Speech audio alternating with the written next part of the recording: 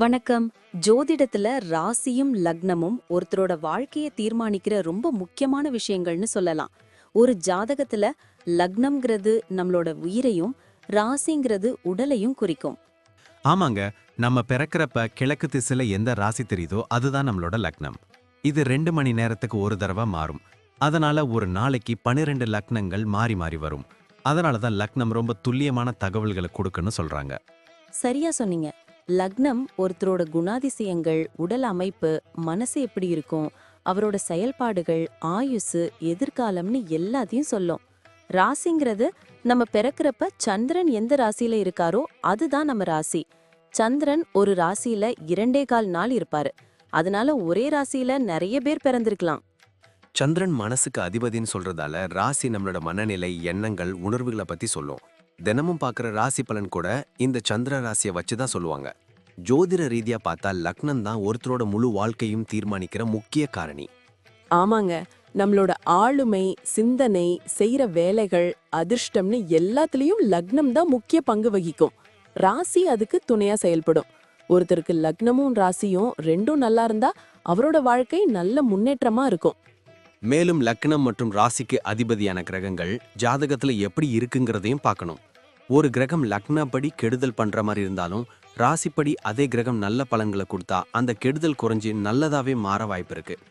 அதனாலதான் ஒரு ஜாதகத்தோட பலனை முழுமையாவும் துல்லியமாவும் தெரிஞ்சுக்க லக்னம் மற்றும் ராசி ரெண்டையும் சேர்த்து பார்க்கணும். இப்போ நாம ஒவ்வொரு ராசி மற்றும் லக்னக்காரர்களோட தனித்தன்மைகள், அவங்க வாழ்க்கையில நடக்கிற முக்கியமான விஷயங்களை பத்தி விரிவா பார்க்க போறோம். இந்த பதிவை முழுசா பார்க்கறதுக்கு முன்னாடி நீங்க இன்னும் நம்ம சேனலை சப்ஸ்கிரைப் பண்ணலன்னா இப்பவே சப்ஸ்கிரைப் பண்ணிக்கோங்க. பக்கத்துல இருக்கிற பெல் பட்டனையும் கிளிக் பண்ணி வைங்க. அப்போதான் நம்ம போடுற ஒவ்வொரு புது பதிவும் உங்களுக்கு உடனே தெரியும். சரி வாங்க, இனி வீடியோக்குள்ள போகலாம். என்னப்பா, இன்னைக்கு ஒரு இன்ட்ரெஸ்டிங்கான காம்பினேஷன் பத்தி பேசலாமா? இந்த ரிஷப லக்னத்துல பிறந்து துலாம் ராசியில இருக்கிறவங்க இருக்காங்களே, அவங்கள பத்தி என்ன நினைக்கிற?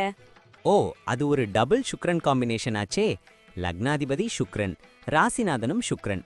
இவங்கனாலே ஒரு தனி ரசனை, ஒரு நளினம் தானாவே வந்துடுமே. கரெக்டா சொன்ன. அவங்க பார்க்கவே ரொம்ப வசீகரமா, மென்மையான சுபாவம் கொண்டவங்களா இருப்பாங்க. ஆனா ஒன்னு கவனிச்சியா? ரிஷபம்ங்கிறது நிலராசி, துலாம்ங்கிறது காற்று ராசி. அதனால இவங்க கிட்ட ஒரு பக்கம் கால்கள் தரையில ஊன்றி இருக்கிற மாதிரியான யதார்த்தமும் இருக்கும், இன்னொரு பக்கம் வானத்துல பறக்கிற மாதிரியான பெரிய சிந்தனைகளும் இருக்கும். ஆமா, இவங்க கிட்ட இருக்கிற அந்த நிதானமே தனி அழகுதான். ஒரு விஷயத்த டக்குன்னு முடிவு பண்ணிட மாட்டாங்க. நல்லா யோசிச்சு தான் இறங்குவாங்க. ஆனா இறங்கிட்டா அந்த ரிஷபத்துக்கே உடைய பிடிவாதத்தோட முடிச்சிட்டு தான் மத்த வேலை பார்ப்பாங்க. உண்மைதான். இவங்களுக்கு இந்த அலங்காரம், கலைநயம்னா ரொம்ப இஷ்டம் இல்ல. எங்க போனாலும் அந்த இடம் அழகா இருக்கணும்னு இருப்பாங்க. அவங்க ட்ரெஸ்ஸிங் கூட ரொம்ப கிளாஸா இருக்கும். ஆனா அநியாயத்தை பார்த்தா மட்டும் இவங்க கிட்ட இருக்கிற அந்த அமைதி காணாம போயிடும். ரொம்ப கண்ணியமா ஆனா ஸ்ட்ராங்கா தட்டி கேட்பாங்க. இவங்க குடும்ப வாழ்க்கை எப்படி இருக்கும்? குடும்பத்துல இவங்க ஒரு முக்கியமான பில்லர் மாதிரி, எல்லாத்தையும் சமமா பார்ப்பாங்க. குறிப்பா அவங்க வாழ்க்கை துணை கிட்ட ஒரு பெஸ்ட் ஃப்ரெண்ட்ஷிப் எதிர்பார்ப்பாங்க. வீட்டுக்கு வர்ற விருந்தாளிகளை உபசரிக்கிறதுல இவங்கள அடிச்சுக்கவே முடியாது. ஆனா அந்த ரிஷப லக்னத்தோட பிடிவாதம் அப்பப்போ தலை தூக்கும். அதை மட்டும் கொஞ்சம் அட்ஜஸ்ட் பண்ணிக்கிட்டா இவங்க வீடு ஒரு நந்தவனம் தான். பிசினஸ் பத்தி சொல்லவே வேணாம்னு நினைக்கிறேன். சுக்கிரன் ஆதிக்கம்னாலே இந்த ஜவுளி, நகை, வாசனை திரவியம், ஹோட்டல் பிசினஸ் இதெல்லாம் இவங்களுக்கு திருநெல்வேலி அல்வா மாதிரி இல்ல? ஆமாப்பா. குறிப்பா பெண்கள் சம்பந்தப்பட்ட பொருட்கள் அல்லது அழகு சாதன பொருட்கள் வியாபாரம் இவங்களுக்கு அமோகமா வரும். வாடிக்கையாளர்கள் கிட்ட ரொம்ப கனிவா பேசுவாங்க. அதுவே அவங்களுக்கு பெரிய பிளஸ். அதே சமயம் இவங்க கிட்ட வேலை செய்யறவங்களுக்கு தகுந்த மரியாதை கொடுப்பாங்க. ஆனா கணக்கு வழக்குல மட்டும் ரொம்ப கராரா இருப்பாங்க. சரி, உத்தியோகத்துல இருக்கிறவங்க எப்படி? ஆஃபீஸ்ல இவங்க மேசை எப்பவும் நீட்டா அடுக்கா இருக்கும். இந்த பேங்க் செக்டார், அட்மினிஸ்ட்ரேஷன் இல்லனா மீடியா துறையில இவங்க பெரிய லெவல்ல வருவாங்க. மத்தவங்க 3 மணி நேரம் செய்யற வேலைய இவங்க 1 மணி நேரத்துல பக்கா குவாலிட்டியோட முடிச்சிட்டு போயிட்டே இருப்பாங்க. பண விஷயத்துல இவங்க ரொம்ப பிளான் பண்ணுவாங்களோ? கண்டிப்பா. சேமிப்புல இவங்க கில்லாடி. ஆனா ஒரு சிக்கல் என்னன்னா, ஏதாவது ஒரு கலைநயமிக்க பொருளோ இல்ல அவங்களுக்கு பிடிச்ச பொருளோ பார்த்தா விலைய பார்க்கப்ப வாங்கிடுவாங்க. நிலம், தங்கம்னு இன்வெஸ்ட் பண்றதுல இவங்களுக்கு ஆர்வம் அதிகம்.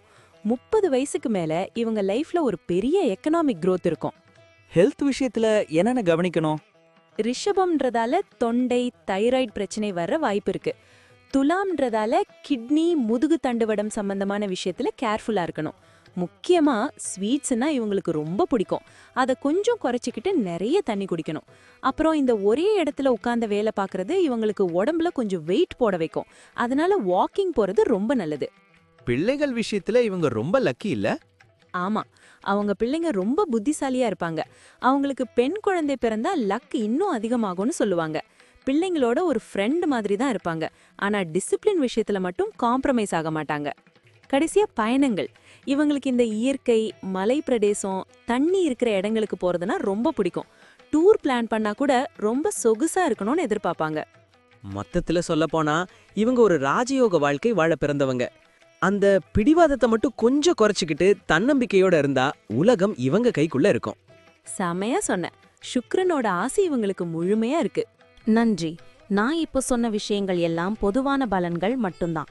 உங்களுடைய சுயஜாதகத்தை பொறுத்து சில விஷயங்கள் மாறுபட வாய்ப்பிருக்கு. ஆனாலும் நான் சொன்ன பெரும்பாலான விஷயங்கள் உங்க வாழ்க்கையில நடக்கும்னு நம்புறேன். இந்த வீடியோ உங்களுக்கு பிடிச்சிருந்துச்சுன்னா நான் அடுத்து பாகம் 2 எடுக்க தயாரா இருக்கேன். பாகம் 2 வேணும்னா பாகம் 2ன்னு டைப் பண்ணுங்க. நிறைய நண்பர்கள் பாகம் 2 கேட்டா சீக்கிரமே பாகம் 2 வீடியோவை பதிவு செய்றேன். இந்த வீடியோ உங்களுக்கு பிடிச்சிருந்தா லைக் பண்ணுங்க, ஷேர் பண்ணுங்க, நம்ம சேனலை சப்ஸ்கிரைப் பண்ணுங்க, பக்கத்துல இருக்கிற ஆல் பட்டனை கிளிக் பண்ணி வச்சுக்கோங்க. அப்போதான் நாங்க போடுற வீடியோக்கள் உங்களுக்கு உடனுக்குடன் நோட்டிஃபிகேஷனா வரும். உங்களுடைய எதிர்கால வெற்றிக்கு என்னுடைய வாழ்த்துக்கள். நன்றி. வாழ்க வளமுடன்.